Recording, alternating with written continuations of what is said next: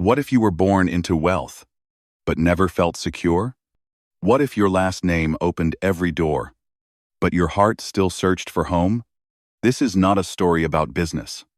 This is a story about loneliness, about character, and about a boy who learned very early that money cannot protect you from life. This is the story of Ratan Tata. Ratan Tata was born in 1937 in Bombay, India.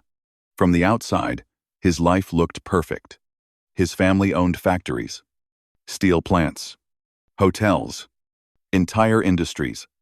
In American terms, this was like being born into a family that owned Ford, Hilton, and General Electric all at once. The Tata name was not just rich, it was powerful. People stood up when the name was spoken. Doors opened without knocking. But inside the house, things were quiet. Too quiet. When Ratan Tata was still a small child, his parents' marriage began to break. There were no loud fights in front of him. No dramatic scenes. Just silence. Long pauses. Cold distance. Adults pretending everything was fine. But children feel what adults hide. Ratan felt it. And one day, it happened. His parents separated. The big house stayed the same. The money stayed the same. But something important disappeared. Stability. Ratan Tata and his brother were raised by their grandmother, a strong woman named Nawab Dinshaw Tata. She was wealthy, but she lived with discipline. No unnecessary comfort. No emotional softness. She believed in one simple rule. Wealth is temporary. Values are permanent. She made sure the boys woke up on time, spoke politely to everyone, respected staff and workers. In that house, servants were not servants. They were people. This lesson went deep into Ratan's heart. Even before he understood business, he understood dignity. Ratan Tata was not loud. He didn't dominate rooms. He didn't seek attention. He was observant. He watched people. He listened more than he spoke. While other children dreamed of power, he dreamed of peace. He liked being alone. He liked drawing buildings.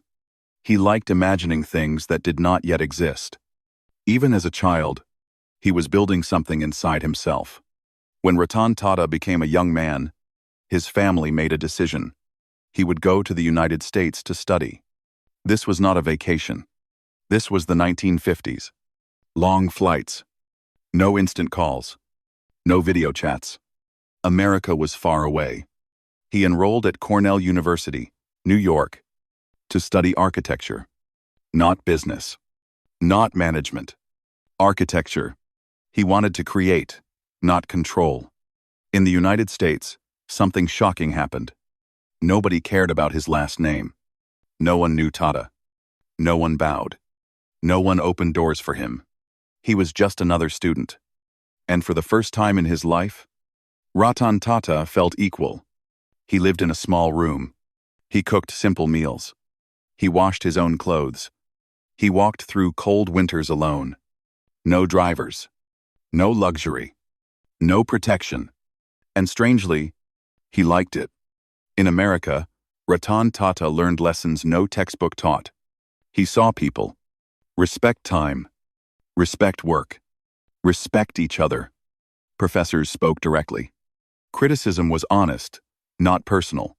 Effort mattered more than background. This shaped him deeply. He learned that leadership does not need shouting. Authority does not need fear. These ideas would later define his life. While studying architecture, Ratan Tata imagined a simple future. Designing buildings. Living quietly. Creating beauty. He did not dream of running an empire. But destiny had other plans. One phone call. One request. The family wanted him back in India. The Tata Group needed him. And Ratan Tata faced a choice. Follow his passion, or carry a legacy. When he returned to India, the country was changing. Industry was growing. Competition was rising. Inside the Tata Group, senior executives looked at him and thought, "This boy is too soft." They saw his calmness as weakness. his silence as lack of ambition. They didn't see what was inside. Ratan Tata didn't argue. He accepted the lowest roles. Instead of sitting in an office, Ratan Tata chose the factory floor. He worked with machines. He worked with workers. Oil on his hands. Dust on his clothes. Some laughed. Why is the chairman's nephew doing this? But Ratan Tata wasn't acting. He was learning. He believed you cannot lead people unless you understand their lives. Not everyone respected him. Some seniors ignored him. Some openly doubted him. He was given tough jobs, unpopular responsibilities. Many expected him to quit. But Ratan Tata stayed silent. He believed. Let results speak. Every insult became fuel. Every doubt became strength. During these early years, one belief became clear in his mind. Business is not about money first. It is about people first.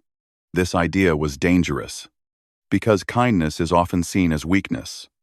But Ratan Tata was not afraid. Born into wealth, raised by discipline, tested by loneliness, shaped by America, humbled by rejection.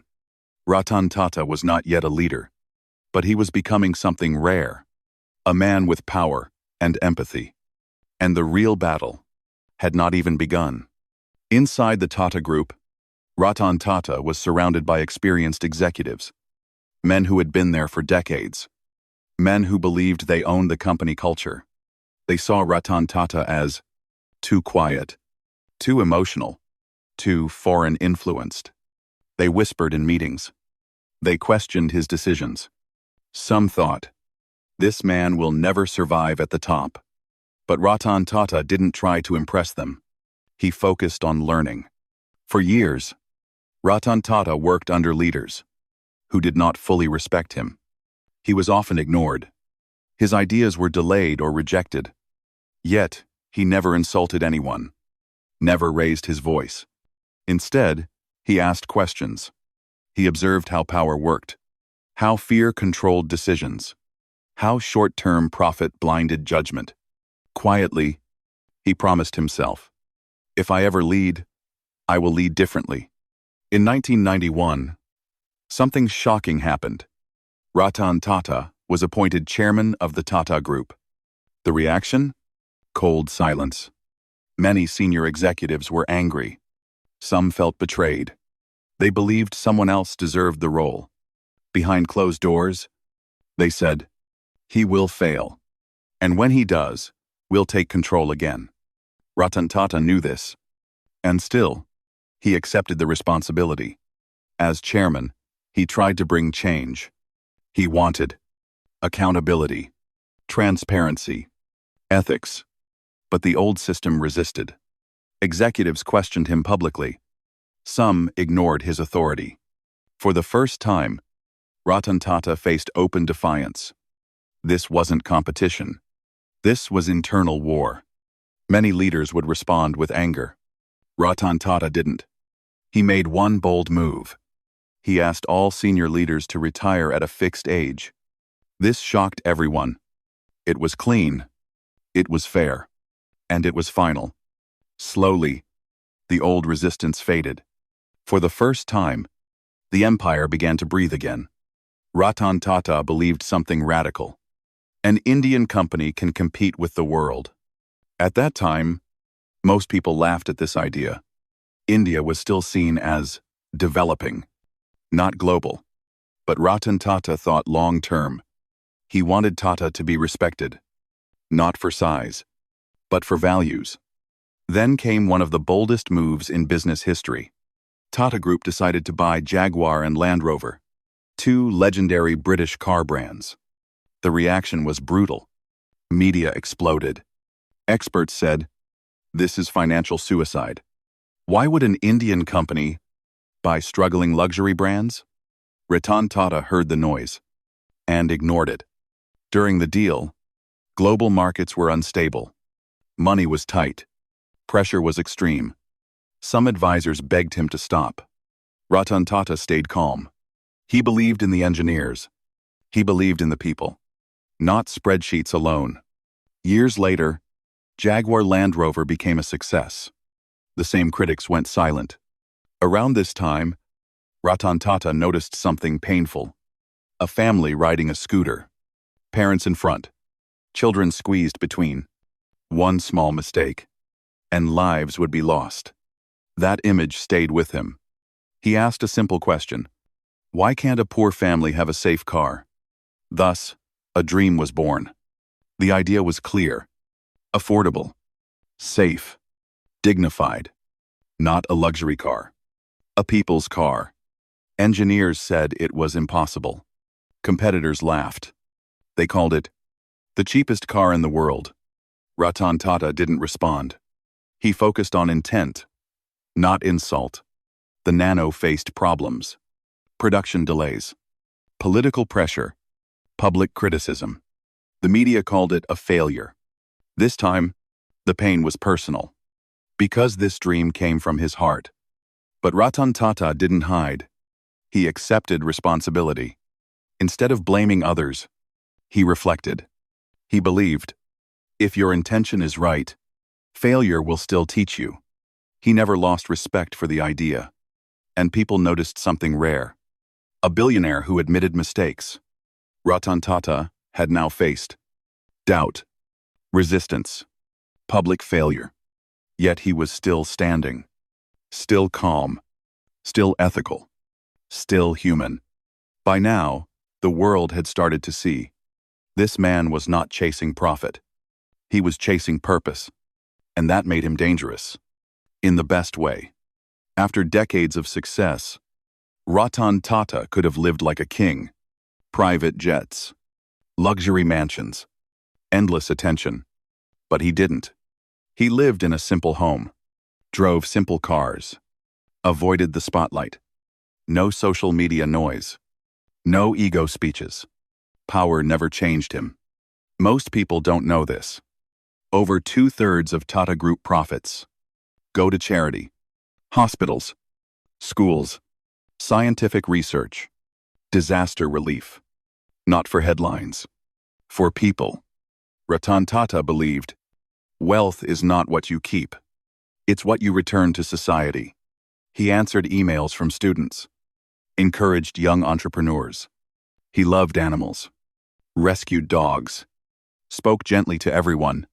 These were not business decisions. They were human choices. And that's why people trusted him.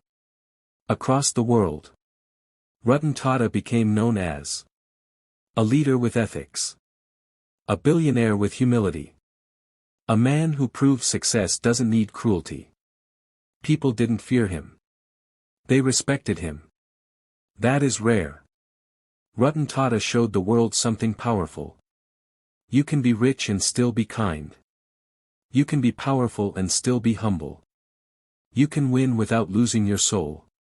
If this story made you think, like this video. Subscribe for real stories that teach English plus life. Comment, simple is real power. Because in a loud world, the quiet ones often change everything.